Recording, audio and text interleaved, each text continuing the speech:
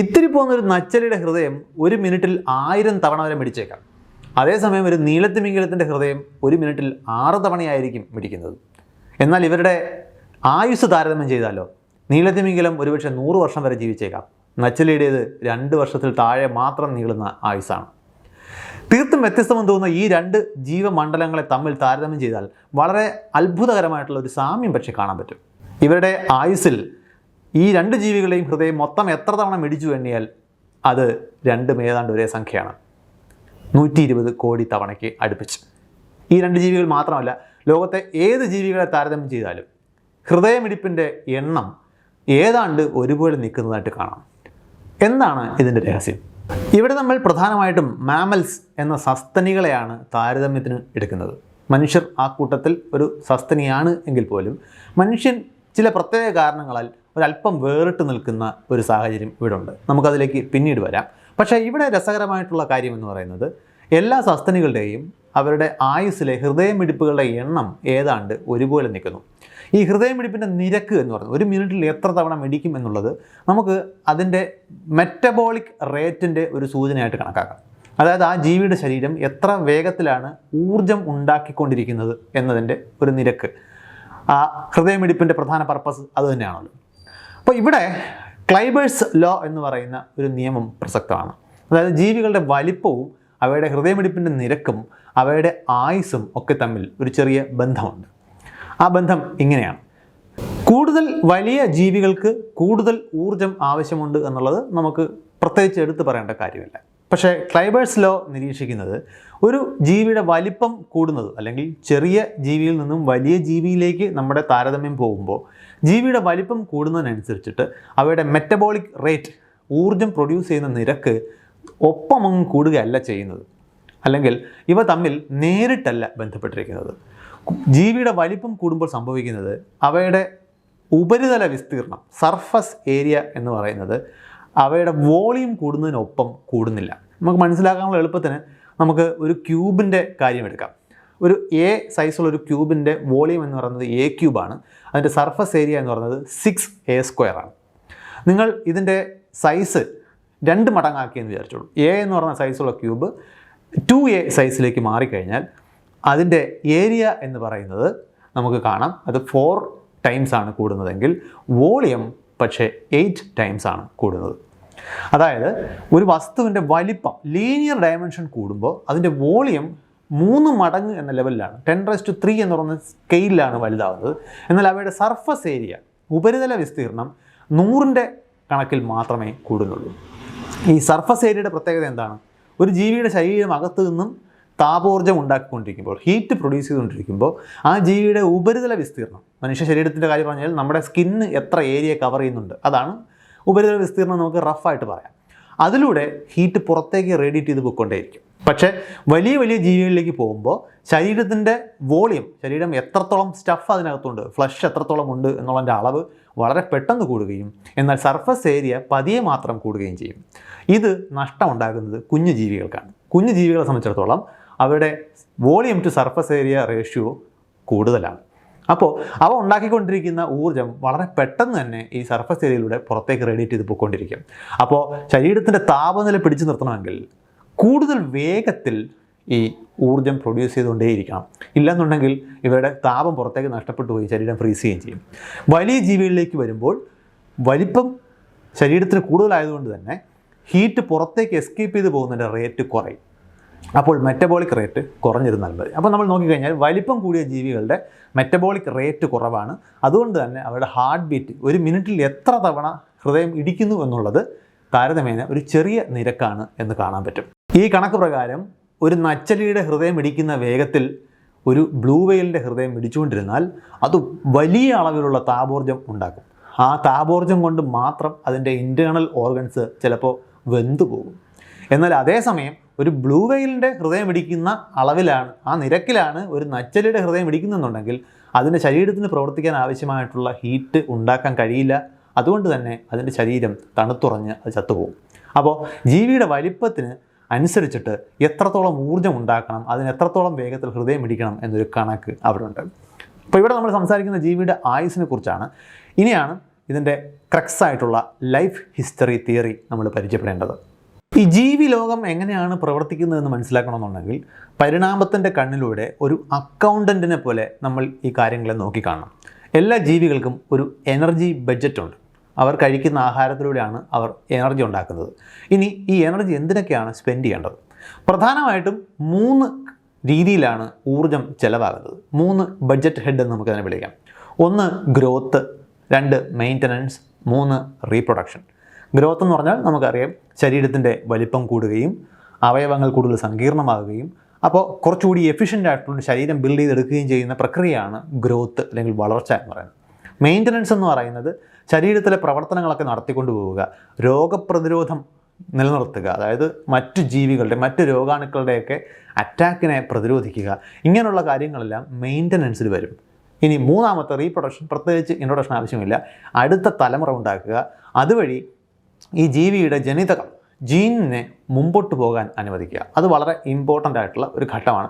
ഈ 3 ഹെഡുകളിലാണ് പ്രധാനമായിട്ടും ഒരു ജീവിയുടെ എനർജി ബഡ്ജറ്റ് ചിലവാകുന്നത്.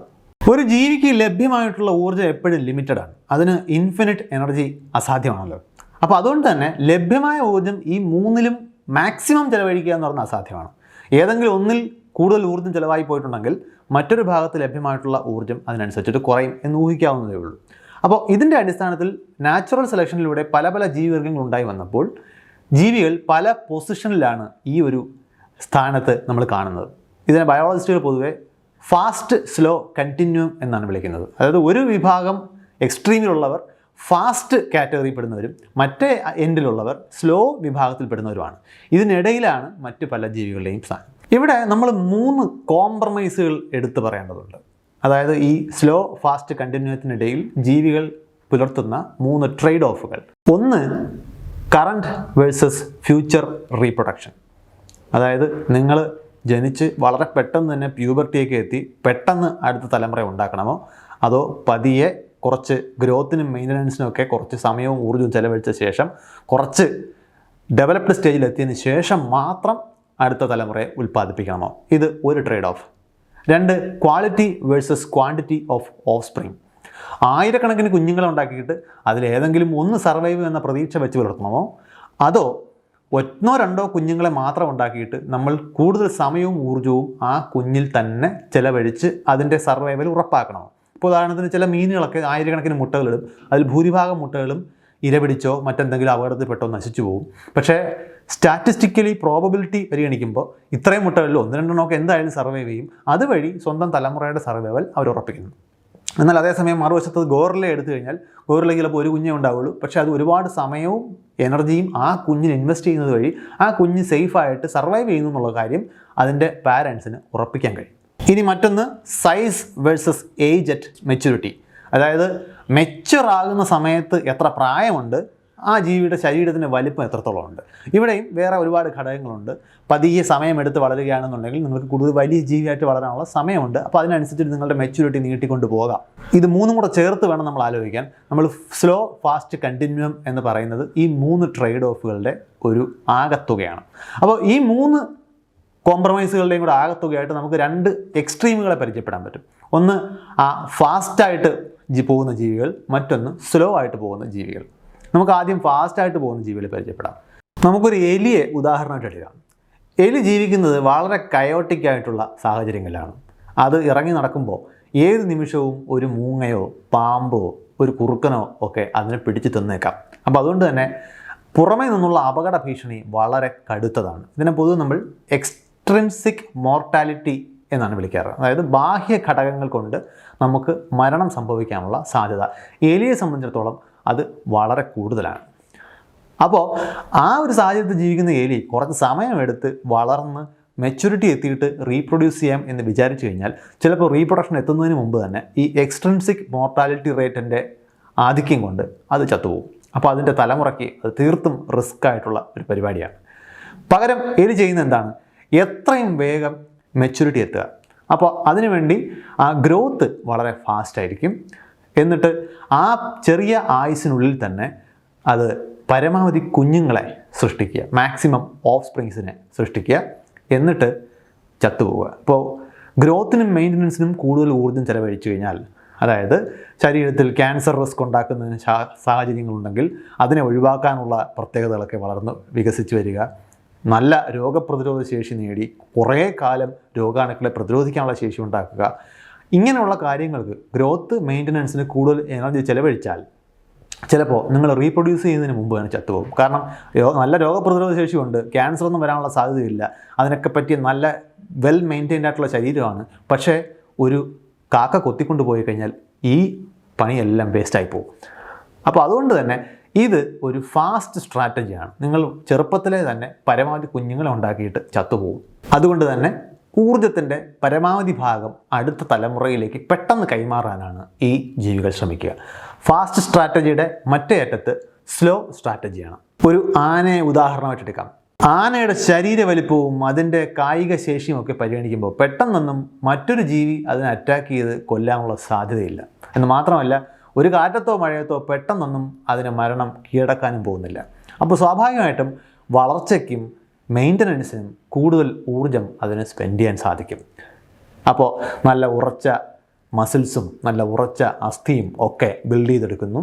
അപ്പോൾ അതിനുള്ള സാവകാശം അവിടെ കിട്ടുന്നതുകൊണ്ട് തന്നെ നിങ്ങൾക്ക് റീപ്രൊഡക്ഷൻ സ്ലോ ഡൗൺ ചെയ്യാൻ പറ്റും. അല്ലെങ്കിൽ അത് കുറച്ചുകൂടി വെയിറ്റ് ചെയ്തിട്ട് ചെയ്താൽ മതി.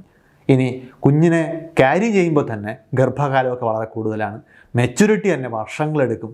അതായത് റീപ്രൊഡക്റ്റീവ് കപ്പാസിറ്റി വരിക്കുന്നതിന് തന്നെ ആനകൾ വർഷങ്ങൾക്ക് സമയമെടുക്കും. കാരണം ഈ ശരീര വലിപ്പം ഇതൊക്കെ ഉള്ളതുകൊണ്ട് തന്നെ ഗ്രോത്തിനും മെയിൻ്റനൻസിനും ഒക്കെ എനർജി സ്പെൻഡ് ചെയ്യുന്നതുകൊണ്ട് തന്നെ റീപ്രൊഡക്ഷൻ ഇച്ചിരി സ്ലോ ആയാലും കുഴപ്പമില്ല, ഉണ്ടാകുന്നത് വളരെ സ്ട്രോങ് ആയിട്ടുള്ള ഓഫ് സ്പ്രിങ് ആണെന്ന് ഉറപ്പിക്കാൻ അവർക്ക് പറ്റും. ഇത് പക്ഷേ സ്ലോ സ്ട്രാറ്റജിയാണ്. അപ്പോൾ ഈ ഫാസ്റ്റും സ്ലോയും തമ്മിൽ താരതമ്യം ചെയ്ത് നോക്കൂ. ഫാസ്റ്റ് സ്ട്രാറ്റജിയുള്ള ജീവികളെ സംബന്ധിച്ചിടത്തോളം വളരെ കുറഞ്ഞ ആയുസ്സാണുള്ളത്. അവരുടെ ഊർജ്ജം ഭൂരിഭാഗവും അവർ കുഞ്ഞുങ്ങളെ ഉണ്ടാക്കുന്നില്ല, റീപ്രൊഡക്ഷനിലാണ് സ്പെൻഡ് ചെയ്യുന്നത്. പരമാവധി കുട്ടികളുണ്ടാക്കുക, വെറുതെ ഗ്രോത്തിനും മെയിൻ്റനൻസിനും എനർജി ചിലവാക്കുന്നത് ഒഴിവാക്കുക. എന്നാൽ സ്ലോ സ്ട്രാറ്റജിയിലേക്ക് വരുമ്പോൾ ഗ്രോത്തിനും മെയിൻ്റനൻസിനും ഒക്കെ നല്ല ഊർജ്ജം ചിലവാക്കുന്നു. അതുകൊണ്ട് തന്നെ റീപ്രൊഡക്ഷൻ അവൈലബിൾ ആയിട്ടുള്ള ഊർജ്ജം കുറവാണ്. പക്ഷേ ഉണ്ടാകുന്ന കുഞ്ഞുങ്ങളുടെ എണ്ണം കുറവാണെങ്കിലും അവയെ പരമാവധി കാലം കൃത്യമായി പരിപാലിക്കാനും അവരുടെ അതിജീവനം ഉറപ്പിക്കാനും ഈ ജീവികൾക്ക് സാധിക്കും. അപ്പോൾ ഇവിടെ നമ്മൾ നേരത്തെ പറഞ്ഞ എക്സ്ട്രിൻസിക് മോർട്ടാലിറ്റി എന്ന് പറയുന്നൊരു റിസ്ക് ഉണ്ട്. ഇത് മാറിയാലോ? ഇത് വെറുതെ ഒരു തിയറി ആയിട്ട് പറഞ്ഞതല്ല. ഈ എക്സ്ട്രിൻസിക് മോർട്ടാലിറ്റി റിസ്ക് മാറുമ്പോൾ ഈ സ്ട്രാറ്റജിയിൽ പല ജീവികളിലും മാറ്റം വരുന്നത് നിരീക്ഷിച്ചിട്ടുണ്ട്. ഉദാഹരണത്തിന് ജോർജിയയുടെ അടുത്തുള്ള സപ്പലോ ദ്വീപിൽ വെർജീനിയ ഒപ്പോസം എന്ന് പറയുന്ന ജീവികളുടെ ഒരു വിഭാഗം പണ്ട് ട്രാപ്പ് ചെയ്യപ്പെട്ടു പോയിട്ടുണ്ട്. ഈ വെർജീനിയ ഒപ്പോസം എന്ന് പറയുന്നത് നമ്മുടെ എലിയെ പോലെ ഒരു ചെറിയ ജീവിയാണ്. ഏതാണ്ട് 2 വർഷമൊക്കെ തന്നെയാണ് ഈ ജീവികളുടെയും ആയുസ്. അപ്പോൾ നേരത്തെ പറഞ്ഞതുപോലെ ഇവർ ഫാസ്റ്റ് സ്ട്രാറ്റജി പിന്തുടരുന്ന ജീവിവർഗമാണ്. ഇതിൻ്റെ കാരണം ഏത് നിമിഷവും ഇവർ ഇരപിടിക്കപ്പെട്ടു പോകാം എന്നുള്ളതുകൊണ്ട് ഗ്രോത്തിനും മെയിൻ്റനൻസിനും അധികം ഊർജ്ജം സ്പെൻഡ് ചെയ്യുന്നത് ഇവർക്ക് ഗുണകരമായിട്ടൊരു സ്ട്രാറ്റജിയല്ല. എന്നാൽ എങ്ങനെയോ ഈ സപ്പലോ ദ്വീപിലേക്ക് പെട്ടുപോയ വെർജീനിയ ഒപ്പോസങ്ങളെ സംബന്ധിച്ചിടത്തോളം അവിടെ അവർ മറ്റൊരു സാഹചര്യത്തിൽ നിന്നും വന്ന് പെട്ടുപോയതായതുകൊണ്ട് അവരെ ഇരയാക്കുന്ന പ്രഡേറ്റേഴ്സ്, ഇരപിടിയന്മാർ അവിടെ ഇല്ലായിരുന്നു. അപ്പോൾ സ്വാഭാവികമായിട്ടും അവരുടെ എക്സ്ട്രിൻസിക് മോർട്ടാലിറ്റി റിസ്ക് ഈ സപ്പലോ ദ്വീപിൽ കുറവാണ്. ഇങ്ങനെ ആയിരക്കണക്കിന് വർഷം കടന്നു പോയപ്പോൾ ഈ അവിടെ പെട്ടുപോയ ജീവിവർഗത്തിൻ്റെ ജനിതകപരമായിട്ടുള്ള മാറ്റങ്ങൾ അത്ഭുതകരമായിട്ടുള്ള രീതിയിൽ നമുക്ക് നിരീക്ഷിക്കാൻ കഴിയും. അതായത് എക്സ്ട്രിൻസിക് മോർട്ടാലിറ്റി റിസ്ക് കുറഞ്ഞതുകൊണ്ട് തന്നെ ഈ ജീവികളുടെ ആയുസ് 25% മുതൽ 50% വരെ വർദ്ധിച്ചതായിട്ട് നമുക്ക് കാണാൻ പറ്റും. അത് മാത്രമല്ല അവരുടെ സെല്ലുലാർ ഏജിങ്, ഇപ്പോൾ അവരുടെ ശരീരം പരിശോധിച്ച് കഴിഞ്ഞാൽ അവരുടെ ശരീരത്തിൻ്റെ ഏജിങ്ങിനെ സൂചിപ്പിക്കുന്ന കുറേ മാർക്കേഴ്സ് നമുക്ക് കിട്ടും ജീവശാസ്ത്രപരമായിട്ട്. അത് പരിശോധിച്ചപ്പോൾ ഈ സപ്പലോ ദ്വീപിന് വെളിയിലുള്ള വെർജീനിയ ഒപ്പോസം എന്ന് പറഞ്ഞ ജീവികളെ അപേക്ഷിച്ച് ഇവർ വളരെ പതിയെയാണ് പ്രായമാകുന്നത് എന്നും അവർക്ക് മനസ്സിലായി.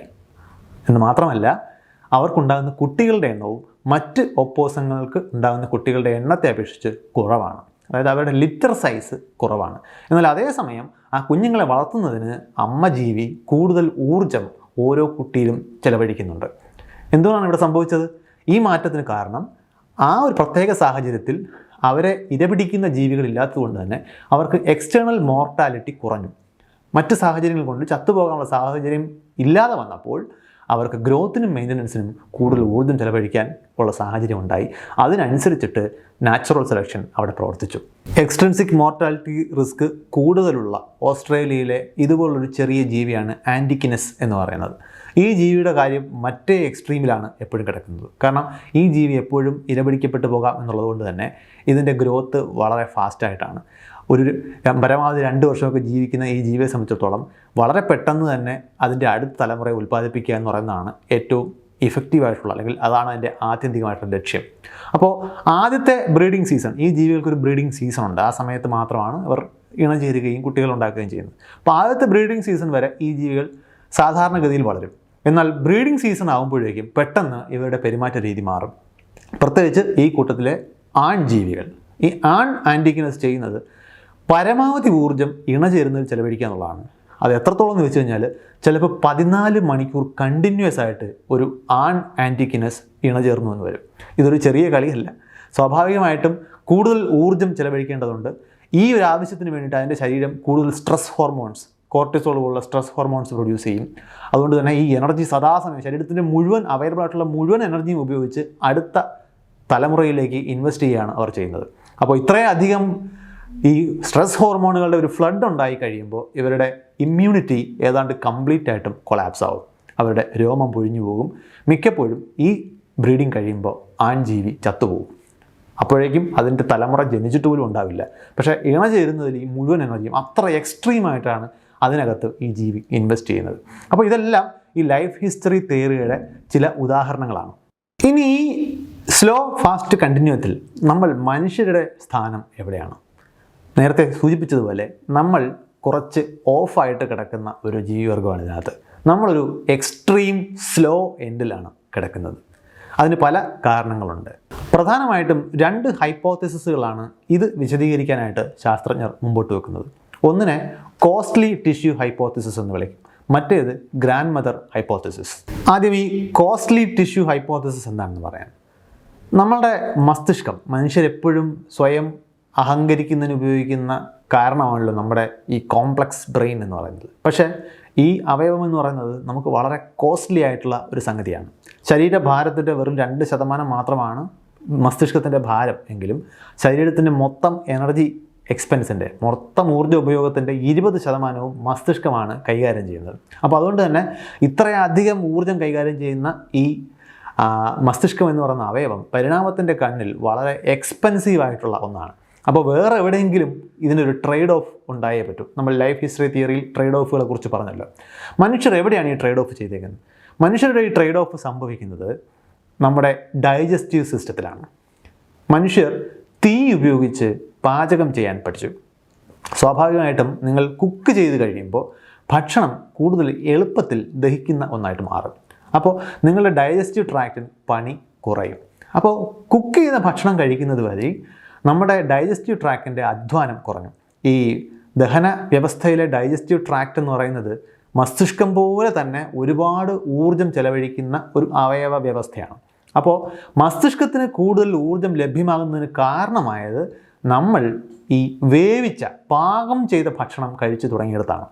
അപ്പോൾ നമ്മുടെ ഡൈജസ്റ്റീവ് ട്രാക്റ്റിൻ്റെ നീളം കുറഞ്ഞു പരിണാമത്തിലൂടെ. നമ്മുടെ പരിണാമ പൂർവികരിലേക്ക് പോയി കഴിഞ്ഞാൽ അവർക്ക് കൂടുതൽ ഊർജം എടുത്ത് ചെയ്യേണ്ട ഒരു പ്രക്രിയയായിരുന്നു ഡൈജഷൻ എന്നുണ്ടെങ്കിൽ പാചകം ചെയ്ത ഭക്ഷണം കഴിച്ചതോടുകൂടി നമ്മളെ സംബന്ധിച്ചിടത്തോളം ആ ഭാഗത്ത് ഊർജം ലാഭിക്കാൻ കഴിഞ്ഞു.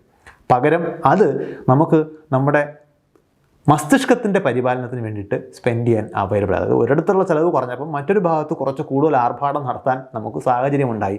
അതാണ് കോസ്റ്റ്ലി ടിഷ്യൂ ഹൈപ്പോത്തസിസ് എന്നുകൊണ്ട് ഉദ്ദേശിക്കുന്നത്. ഇനി എന്താണ് ഗ്രാൻഡ് മദർ ഹൈപ്പോത്തസിസ്? പൊതുവിൽ നമ്മൾ ജീവികൾ കാണുന്നത് ഒരു ജീവിയുടെ ആ റീപ്രൊഡക്റ്റീവ് കപ്പാസിറ്റി കഴിഞ്ഞാൽ പിന്നെ ആ ജീവി പെട്ടെന്ന് തന്നെ ചത്തുപോകും. പിന്നെ അതിന് ഈ ലോകത്ത് പ്രത്യേകിച്ച് റോളൊന്നും ഇല്ലാത്തതുപോലെയാണ് പൊതുവെ ജീവികൾ പെരുമാറുന്നത്. പക്ഷേ മനുഷ്യനിലേക്ക് വരുമ്പോഴത്തേക്കും ഇവിടെ ഒരു എക്സെപ്ഷനുണ്ട്. പ്രത്യേകിച്ച് മനുഷ്യരിലെ സ്ത്രീകൾക്ക് അവരുടെ ആർത്തവവിരാമം മെനോപോസ് കഴിഞ്ഞാൽ പിന്നെ അവർ ഫെർട്ടൈൽ അല്ല. അവർക്ക് അടുത്ത തലമുറ ഉൽപ്പാദിപ്പിക്കാനുള്ള ശേഷി നഷ്ടപ്പെട്ടു കഴിഞ്ഞു.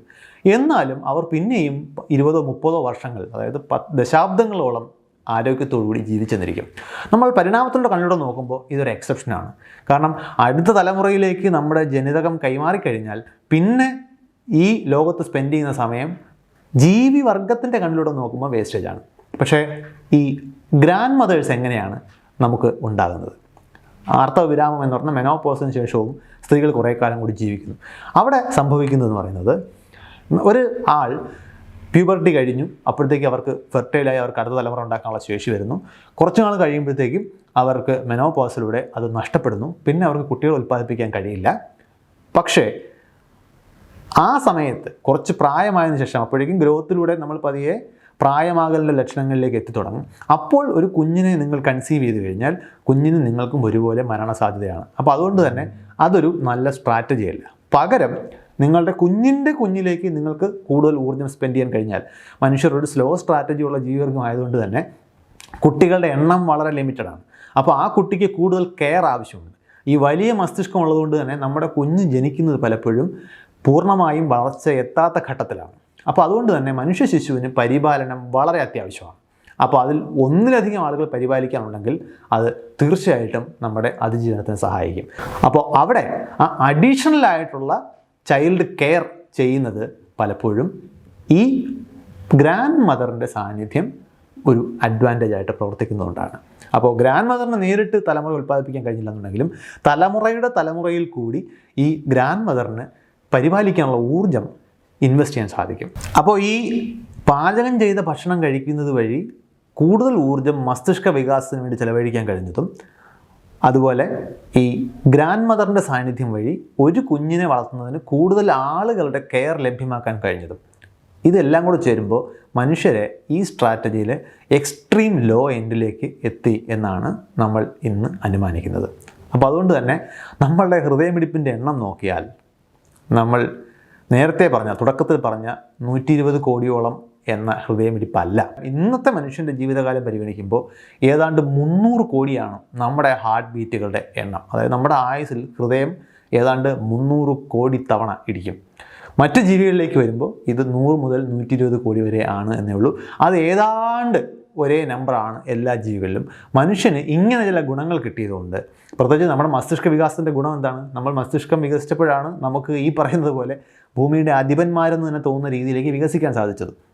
നമ്മൾ നല്ല ഭക്ഷണം കണ്ടെത്തി, നമ്മൾ കൂടുതൽ വലിയ അളവിൽ ഭക്ഷണം ഉണ്ടാക്കാനുള്ള മാർഗ്ഗങ്ങൾ കണ്ടെത്തി, നമ്മൾ രോഗങ്ങളെ പ്രതിരോധിക്കുന്നതിന് ചികിത്സ കണ്ടെത്തി, അങ്ങനെ ഒരുപാട് സാങ്കേതിക വിദ്യകളിലൂടെ നമ്മുടെ ജീവിത സാഹചര്യങ്ങൾ കൂടുതൽ സേഫ് ആൻഡ് സെക്യൂർ ആക്കി മാറ്റാൻ നമുക്ക് സാധിച്ചു.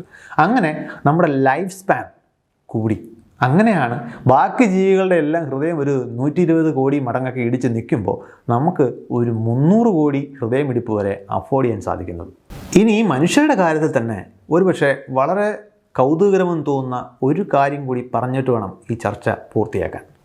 അതായത് മനുഷ്യരിൽ തന്നെ സാഹചര്യങ്ങൾ മാറുന്നതിനനുസരിച്ചിട്ട് ഈ സ്ട്രാറ്റജിയിൽ വ്യത്യാസം കാണാൻ പറ്റും. പൊതുവെ ന്യൂറോ പ്ലാസ്റ്റിസിറ്റി എന്ന് പറയുന്നൊരു പ്രതിഭാസം നിങ്ങളൊരു പക്ഷേ കേട്ടിട്ടുണ്ടാവും. അതായത് നമ്മുടെ മസ്തിഷ്കത്തിന് സാഹചര്യങ്ങൾക്കനുസരിച്ച് സ്വയം അതിൻ്റെ സ്ട്രക്ചർ മാറ്റാനുള്ള കഴിവുണ്ട്. ഇപ്പോൾ മസ്തിഷ്കത്തിൻ്റെ ഏതെങ്കിലും ഒരു ഭാഗത്ത് ഒരു ചെറിയ പരിക്ക് പറ്റിക്കഴിഞ്ഞാൽ ചിലപ്പോൾ മസ്തിഷ്കത്തിൻ്റെ ആ ഭാഗം ചെയ്തുകൊണ്ടിരുന്ന ജോലി മസ്തിഷ്കത്തിൻ്റെ വേറൊരു ഭാഗം ഏറ്റെടുത്തേക്കാം. മസ്തിഷ്കത്തിന് അങ്ങനെ സ്വയം മോഡിഫൈ ചെയ്യാനുള്ള ശേഷിയുണ്ട്. അതിനാണ് നമ്മൾ ന്യൂറോ പ്ലാസ്റ്റിസിറ്റി എന്ന് വിളിക്കുന്നത്. എന്നാൽ ഇതിന് പുറമെ മറ്റൊരു പ്ലാസ്റ്റിസിറ്റി കൂടിയുണ്ട്.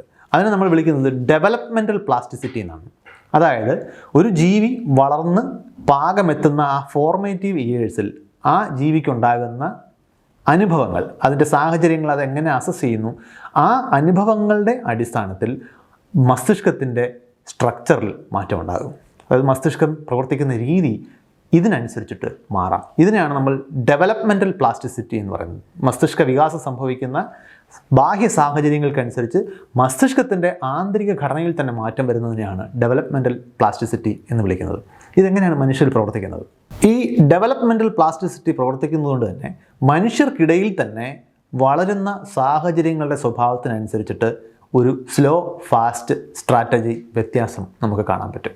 ഇപ്പോൾ ഒരു കുഞ്ഞ് ജനിച്ച് ഒരു 5 മുതൽ 7 വർഷം വരെ പ്രായമാകുന്ന സമയത്തിനുള്ളിൽ തന്നെ ആ ചുറ്റുപാടുകളെ അല്ലെങ്കിൽ ആ വളരുന്ന സാഹചര്യങ്ങളെ അതിൻ്റെ മസ്തിഷ്കം അനലൈസ് ചെയ്തിട്ടുണ്ടാവും.